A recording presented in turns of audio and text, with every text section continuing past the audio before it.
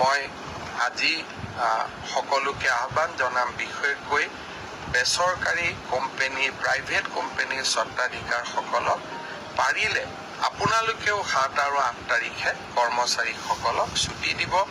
মই দাবী কৰিব নোৱাৰো, কিন্তু আপোনালোকক মই বিনম্ৰতাৰে সৈতে অনুৰোধ জনাম।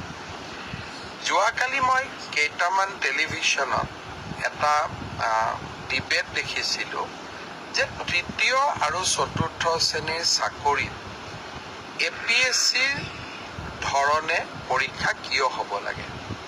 দৰাচলতে আচল কথাটো হ'ল যে আমি APSCৰ ষ্টেণ্ডাৰ্ডৰ প্ৰশ্ন কাটিব খোজা নাই। APSCৰ ধৰণৰ পৰীক্ষা, তাৰমানে প্ৰথম প্ৰিলিমছ হ'ব, তাৰপিছত মেইনছ হ'ব আৰু তাৰপিছত আমাৰ ভাইভা হ'ব। কিন্তু পৰীক্ষাৰ প্ৰশ্নৰ ষ্টেণ্ডাৰ্ড চতুৰ্থ শ্ৰেণীৰ কাৰণে APSCৰ দৰে নহয়। পৰীক্ষাৰ প্ৰশ্নৰ ষ্টেণ্ডাৰ্ড মেট্ৰিকৰ দৰে হ'ব, হায়াৰ ছেকেণ্ডেৰীৰ দৰে হ'ব। তেনেকে তৃতীয় শ্ৰেণীৰ কাৰণেও আমি এই ধৰণৰ যিটো পৰীক্ষাৰ বাবে প্ৰয়োজনীয়, অৰ্থাৎ গ্ৰেজুৱেশ্যন যাৰ কোৱালিফিকেশ্যন, তাৰ বাবে চিলেবাছ গ্ৰেজুৱেশ্যন হ'ব, হায়াৰ ছেকেণ্ডেৰী যাৰ চিলেবাছ, তাৰ চিলেবাছ হায়াৰ ছেকেণ্ডেৰী হ'ব। কিন্তু আমি এটা প্ৰস্তাৱ দিছিলোঁ যে এইবাৰ ADREৰ পৰীক্ষা প্ৰিলিমছ হওক, মেইনছ হওক আৰু ইণ্টাৰভিউ হওক। কিয় কৈছিলোঁ? আপোনালোকে জানি আচৰিত হ'ব যে 7,000 পোষ্টৰ ভিতৰত এটা পোষ্ট আছে যাৰ কোৱালিফিকেশ্যন হায়াৰ ছেকেণ্ডেৰী, আৰু সেই শিতানত 3,700 পোষ্ট আছে। তাৰ বিপৰীতে 11 লাখ ল'ৰা ছোৱালীয়ে আবেদন কৰিছে। 11 লাখ ল'ৰা ছোৱালীক যেতিয়া আমি পৰীক্ষা পাতিব যাম, এটা পৰীক্ষা কেন্দ্ৰত যদি 500তকৈও আমি ল'ৰা ছোৱালী বহাৰ সুবিধা দিওঁ, আমাক 2100 পৰীক্ষা কেন্দ্ৰ লাগিব। আৰু 2100 পৰীক্ষা কেন্দ্ৰ সমানে এটা পৰীক্ষাৰ কোৱালিটি মেইনটেইন কৰাটো অসম্ভৱ, প্ৰত্যাহ্বানমূলক হৈ পৰে। যেতিয়া আমি 2100 পৰীক্ষা কেন্দ্ৰত আমি পৰীক্ষা পাতিম, কৰবাত ইনভেজিলেটৰজন ইমান ভাল কোৱালিটিৰ নহ'ব পাৰে, কৰবাত লিকেজ থাকিব পাৰে, কৰবাত চাকৰিত ইজনে সিজনক সহায় কৰাৰো অভিযোগ থাকিব পাৰে। যদি আমি প্ৰিলিমছত এই অভাৱ বা অভিযোগ যিসমূহ থাকিসমূহৰ পৰা আমি যেতিয়া প্ৰিলিমছৰ পৰীক্ষাৰ ফলাফল দিম, প্ৰিলিমছত 1 লাখ ল'ৰা ছোৱালীয়ে পাছ কৰিব। আৰু 1 লাখ ল'ৰা ছোৱালীক আমি যেতিয়া মেইনছ পৰীক্ষা পাতিম, তেতিয়া তাত পৰীক্ষাৰ কোৱালিটিটো আমি খুব সূক্ষ্মভাৱে মেইনটেইন কৰিব পাৰিম। অৰ্থাৎ শেষলৈ গৈ যোনে চাকৰি পাব, তাত কোনো ধৰণে কোনো কেণ্ডিডেটে কম্প্ৰমাইজ কৰি চাকৰি পোৱাৰ সুবিধা নাথাকে। সেইকাৰণে UPSCৰ পৰীক্ষাই হওক, APSCৰ পৰীক্ষাই হওক, 3টা তৰপত পৰীক্ষা পাতে। পৰীক্ষাৰ প্ৰশ্নৰ কাকতবোৰ APSC UPSCৰ দৰে নহয়। দুজন মানে কৈ আছে চতুৰ্থ শ্ৰেণীৰ কাৰণে APSCৰ দৰে পৰীক্ষা কিয় হ'ব লাগে। চতুৰ্থ শ্ৰেণীৰ ইণ্টাৰভিউত APR জনে ক্লাছ 10ৰ ষ্টেণ্ডাৰ্ডে পৰীক্ষাৰ প্ৰশ্নৰ উত্তৰ দিব। কিন্তু প্ৰিলিমছ আৰু মেইনছৰ মাজেদি যেতিয়া সৰকি আহিব, তেতিয়া চাকৰি যোগ্যজনে পাব। মোৰ এটাই লক্ষ্য আছিলে যে চাকৰি যাতে যোগ্যজনক বাদ দি আন কোনোৱেও নাপায়। কাৰণ চৰকাৰী চাকৰি যোগ্যতাৰ আধাৰত হ'লে আমাৰ ছাত্ৰ ছাত্ৰীসকলৰ শিক্ষা ব্যৱস্থাৰ ওপৰত আস্থা উভতি আহে।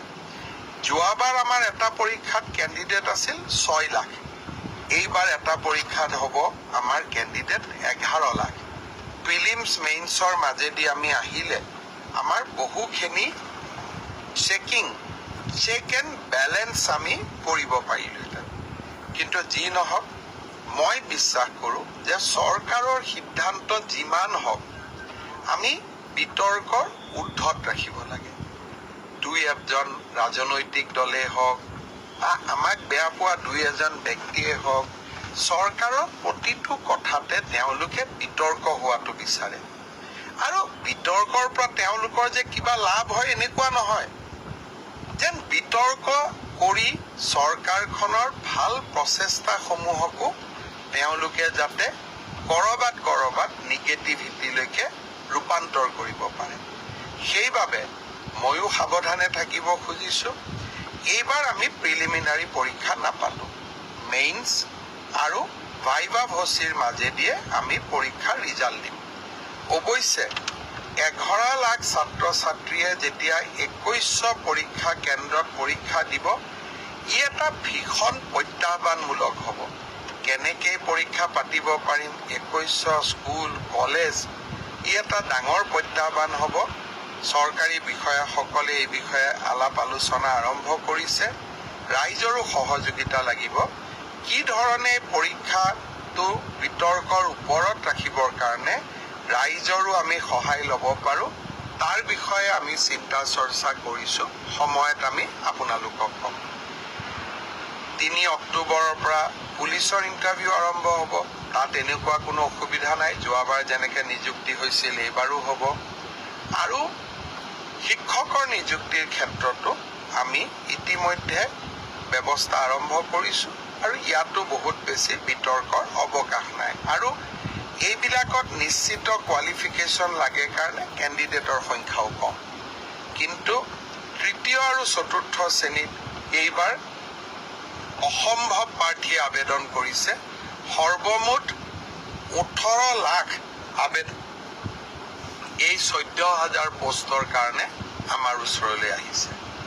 যি কি নহওক দুই এজনে সুধি আছে যে সিলেবাছ কেতিয়া দিব মই অহা পৰহি বা মেক্সিমাম 4 দিনৰ ভিতৰত সিলেবাছ দুখন প্ৰকাশ কৰিবৰ বাবে মই ৰিক্ৰুটমেণ্ট কমিশ্যনক নিৰ্দেশ দিছোঁ আৰু মই ভাবোঁ যে ইয়াৰ পিছত এই পৰীক্ষা সম্পৰ্কীয় আপোনালোকে যি কথা বুজিব খোজে জানিব খোজে ইয়াৰ পিছত ৰিক্ৰুটমেণ্ট কমিশ্যনে আপোনালোকক জনাই থাকিব মই মুখ্যমন্ত্ৰী হিচাপে এই প্ৰক্ৰিয়াটোৰ পৰা খুব প্ৰয়োজন নহ'লে আজিৰে পৰা আঁতৰত থকাটো উচিত হ'ব অৱশ্যে কৰবাত ভুল ভ্ৰান্তি থাকিলে কৰবাত কিবা বুজাত অসুবিধা হ'লে কৰবাত স্পষ্টীকৰণৰ প্ৰয়োজন হ'লে নিশ্চয় মই আপোনালোকক এই ধৰণে ফেচবুক লাইভে হওক বা সাংবাদিক মেলত আহি আপোনালোকক মই বুজাবৰ বাবে বা আপোনালোকক চৰকাৰৰ স্থিতি স্পষ্ট